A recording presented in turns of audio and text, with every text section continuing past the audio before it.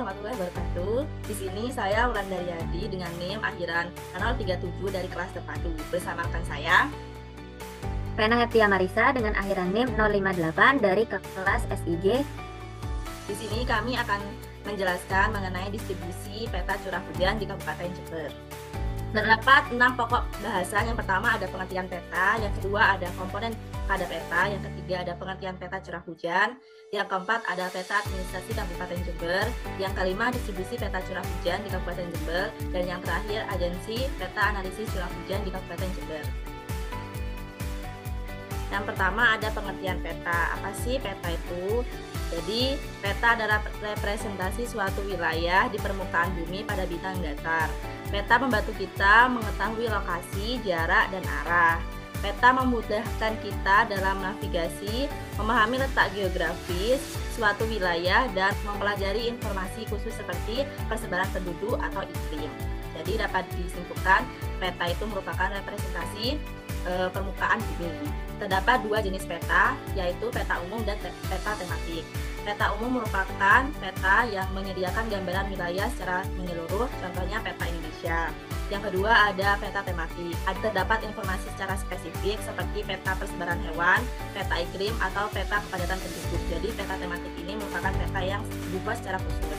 Terdapat 8 komponen peta. Yang pertama ada judul peta. Nah, judul peta ini biasanya ditulis secara tebal dengan menggunakan huruf kapital agar terlihat jelas. Judul peta ini berguna untuk menunjukkan apa isi peta tersebut. Yang kedua ada legenda. Legenda ini merupakan bagian dari peta yang menyediakan keterangan dari simbol peta tersebut. Yang ketiga ada insert atau peta kecil. Nah, peta kecil ini gunanya untuk menunjukkan di mana sih posisi daerah yang ditunjukkan peta kalau dilihat dari daerah yang di sekitarnya. Yang keempat ada sumber. Nah, sumber ini dapat menunjukkan apakah asal dan pembuat peta tersebut dapat dipercaya atau tidak. Selain itu, pada sumber itu terdapat tahun, di mana tahun itu memberitahu apakah peta tersebut masih baru atau sudah lama. Fungsinya agar kita lebih waspada bahwa kemungkinan sekali ada perubahan yang telah terjadi apabila peta tersebut sudah lama. Kemudian yang kelima ada penulis. Nah, penulis atau pembuat peta ini adalah orang yang membuat peta tersebut. Yang keenam ada simbol dan warna. Simbol pada peta merepresentasikan kenampakan, bentuk, atau benda yang sebenarnya ada di permukaan bumi. Sedangkan warna pada peta berfungsi agar terlihat lebih menarik dan mudah untuk dibaca. Yang ketujuh ada garis koordinat. Nah, garis koordinat atau garis astronomi itu dibagi menjadi 2. Garis lintang itu yang bentuknya vertikal, kemudian garis bujur itu yang bentuknya horizontal. Garis ini berguna untuk menentukan titik koordinat yang bisa memberikan informasi spesifik mengenai suatu titik daerah pada peta. Kemudian yang 8 ada lettering. Nah, bagian peta ini merujuk pada teknik penulisan huruf atau angka pada peta. Misalnya ada huruf yang ditulis kapital dan kecil, ada yang lurus atau meluk sesuai bentuk. Nah, yang disebutkan tadi ini contohnya ada di peta curah hujan di Kabupaten Jember. Itu ada judul itu letaknya di atas. Kemudian ada legenda.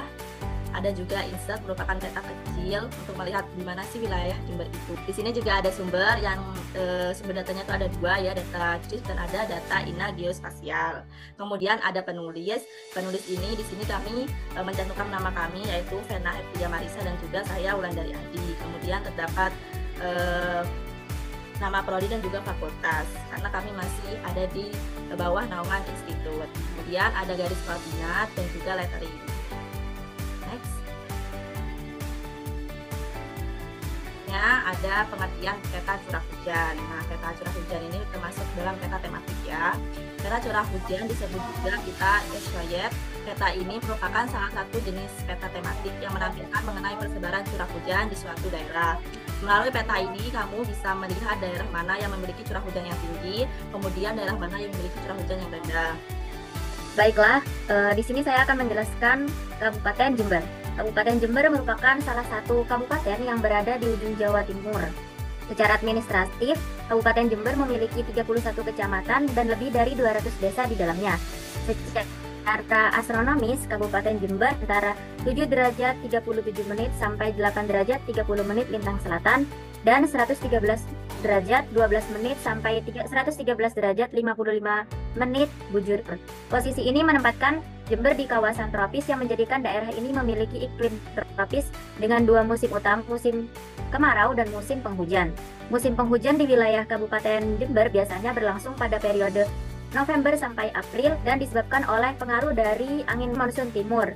Kemudian wilayah Kabupaten Jember biasanya berlangsung pada periode November sampai April yang disebabkan oleh pengaruh dari angin monsun barat yang bersifat basah, lembab, dan membawa uap air. Sementara musim kemarau yang terjadi di periode Mei sampai bulan Oktober dan disebabkan oleh angin monsun timur yang bersifat kering sehingga menyebabkan musim kemarau. Suhu udara di Jember berkisar antara 23 derajat sampai 33 derajat Celcius kecuali untuk wilayah dataran tinggi dengan suhu yang kurang dari 23 derajat Celcius.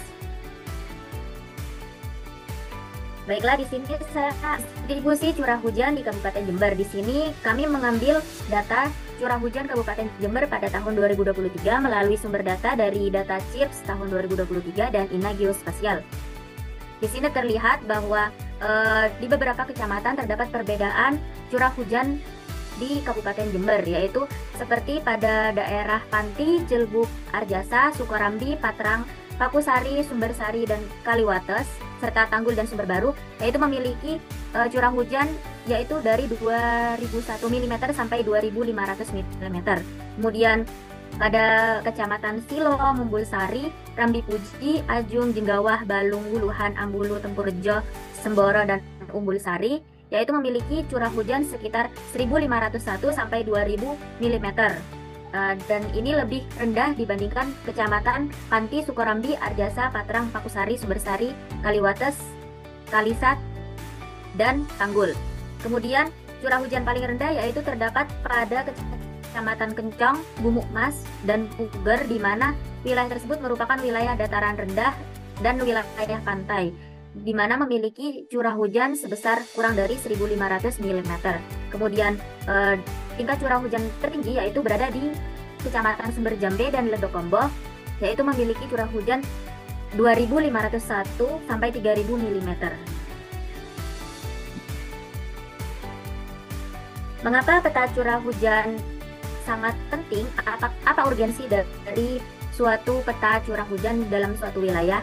Nah, adanya pembuatan peta distribusi curah hujan dilakukan guna untuk menganalisis berbagai aspek kehidupan, seperti yang pertama yaitu perencanaan pertanian dan ketahanan pangan. Karena curah hujan kan merupakan salah satu faktor utama dalam mempengaruhi hasil dari pertanian. Nah, peta distribusi curah hujan ini nantinya membantu petani dan pemerintah dalam menentukan jenis tanaman yang cocok ditanam pada saat musim tertentu serta waktu yang optimal untuk menanam dan memanen. Dengan mengetahui pola curah hujan di setiap kabupaten, nantinya dapat dilakukan perencanaan untuk mengurangi resiko gagal panen akibat kekeringan atau banjir. Kemudian yaitu manajemen sumber daya air. Sumber daya air yang digunakan untuk keperluan irigasi pertanian, pemenuhan kebutuhan air bersih, dan energi hidroelektrik sangat bergantung pada curah hujan. Dengan adanya peta distribusi curah hujan memungkinkan pengelolaan air yang lebih efisien. Nah, maka dari itu peta curah hujan sangat penting untuk memanajemen sumber daya air di suatu wilayah.